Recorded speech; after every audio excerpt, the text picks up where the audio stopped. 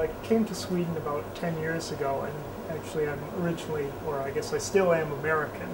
I did my PhD in England, and I did some postdoctoral research in Canada, and then I was recruited here as an assistant professor by Professor Tulatieri in 1999, I guess it was.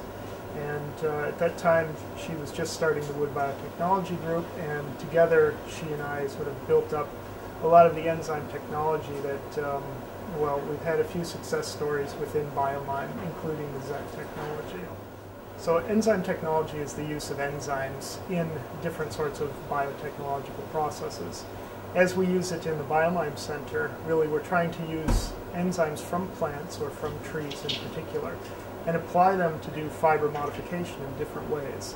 So this work involves different aspects of biochemistry and biotechnology, including gene cloning, enzyme expression, enzyme characterization, synthesis of new enzyme substrates, and a combination of these we use to actually carry out fiber modification. So in fact, enzyme technology is it's a broad term, and it really encompasses, as I mentioned, the use of enzymes for many different biotech processes. The ZET technology, which we developed here in the lab, is a type of enzyme technology where we use an enzyme called xyloglucan endotransglycosylase. And since that's a rather big mouthful, we just abbreviate it XET, or ZET for short. Now this is an enzyme which comes from plants. In fact, the enzyme we use comes from the poplar tree. And we use that enzyme in a special way, combining its natural substrate, xyloglucan, which is a cell wall polysaccharide, and some especially chemically modified oligosaccharides.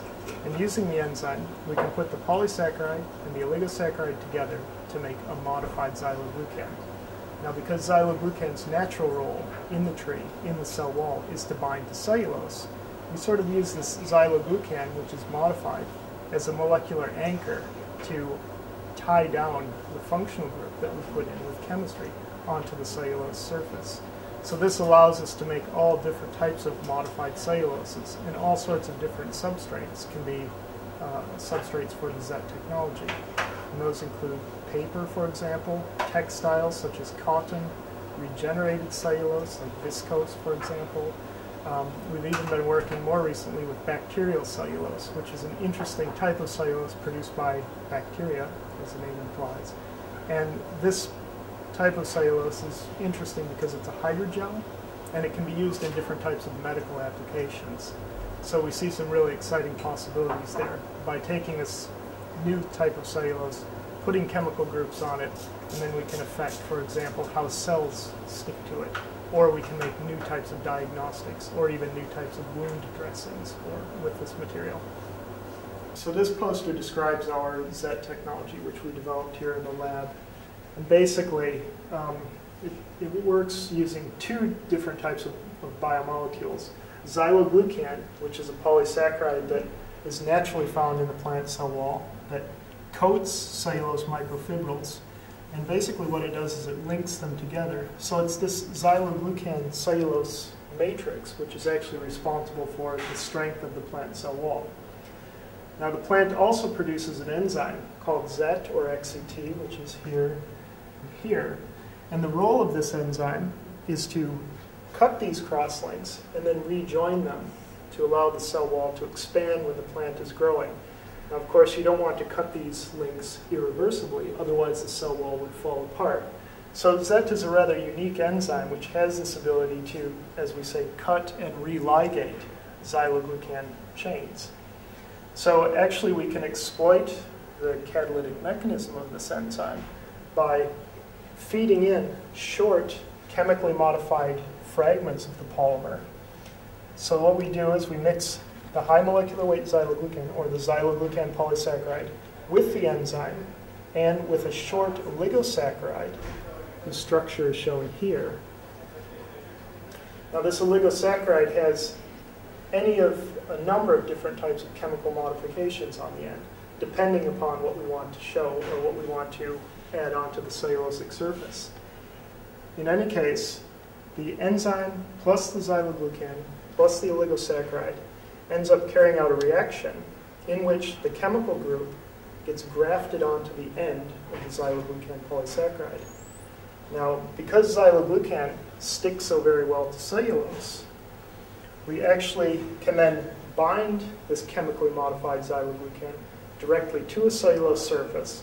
And what happens is the chemical functional group, the chemical functionality that we're looking for, ends up on the cellulose surface. Now, we can put on a reactive chemical handle, as we like to call it, and we can derivatize this further, or we can put in a final type of modification directly on the cellulose. So there are many, many different types of chemical modifications we can do with this technology, and we can control it, because it's enzyme-based, we can control the reaction very carefully, and we can then have a high degree of control over, for example, the functional group density, the amount of chemical groups on the surface of the cellulosic material.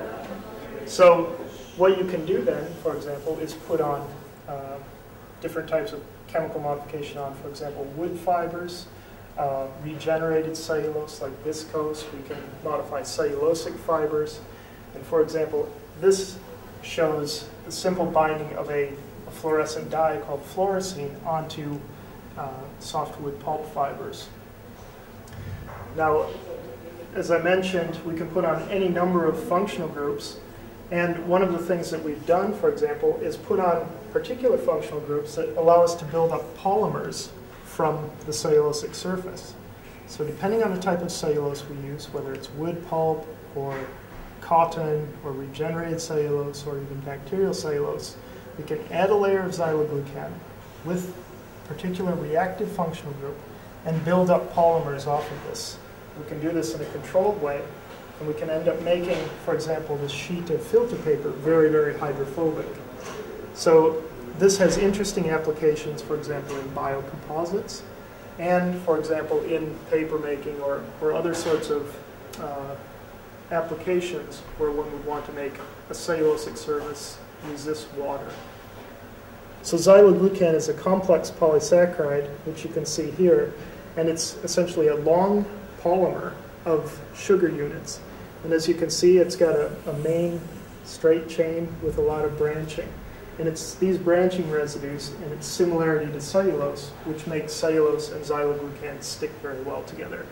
And it's because of these particular molecular properties that give the plant cell wall its strength, and also these molecular properties allow us to carry out biomimetic fiber modification.